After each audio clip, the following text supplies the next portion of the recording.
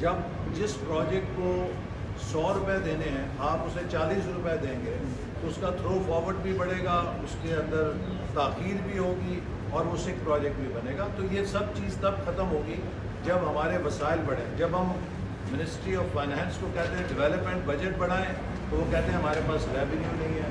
تو اگر آپ کے لیے ہم نے زیادہ پیسے دینے ہیں تو ہمیں اتنا ٹیکس زیادہ لگانا پڑے گا. تو یہ ایک چکن اینڈ ایگ سچویشن ہے جس کا حل ہی یہی ہے ہم ٹیکس چوری کو ختم کریں. سر یہ بتائیے گا کہ جو ٹاپ 5 آپ کے پرائرٹی پروجیکٹس ہیں وہ کون سے ہیں، اور دوسرا 118 منصوبے آپ نے ختم کیے وہ کس صوبے سے کتنے منصوبے ختم کیے گئے؟ دیکھیے وہ منصوبے جو غیر ضروری تھے، جن پر پچھلے 1 سال میں کوئی کارروائی نہیں ہوئی اور جن کا کوئی نیشنل امپیکٹ نہیں تھا، 118 سے زیادہ وہ منصوبے ہیں جن کو ہم نے کیپ کیا یا کلوز کر دیا.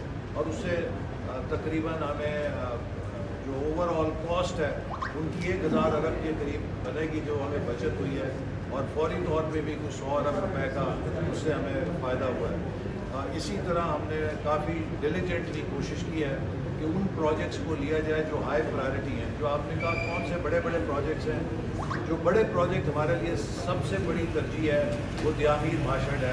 وہ ہمارے واٹر سیکیورٹی کا منصوبہ ہے اور اس کو ہم کوشش کریں گے کہ زیادہ سے زیادہ مسائل دے کے جلد از جلد مکمل کیا جائے.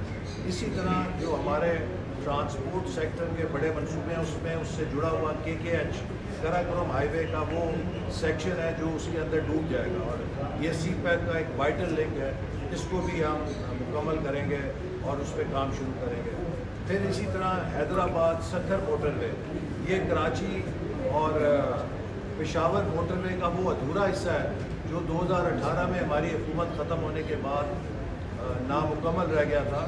اس کے ٹینڈر ہم نے اس وقت شروع کر دیے تھے، جو حکومت آئی PTI کی اس نے اس منصوبے کو بند کر دیا، لیکن اب انشاءاللہ اس سال ہم اسے شروع کریں گے. اسلامک ڈیولپمنٹ بینک سے ہمیں فائنینسنگ مل گئی ہے، اور تو اس منصوبے کو بھی انشاءاللہ ہماری پوری کوشش ہے کہ اگلے 3 سالوں میں ہم مکمل کریں اور کراچی سے پشاور پوری موٹر وے کا لنک مکمل ہو جائے. اسی طرح N25 میں نے آپ کو بتایا یہ ایک ہمارے لیے بڑا ترجیحی منصوبہ ہے جس کو ہم بلوچستان کے لیے مکمل کریں گے، اور اس کے ساتھ بلوچستان کے لیے تقریباً 250 ارب روپے کے لگ بھگ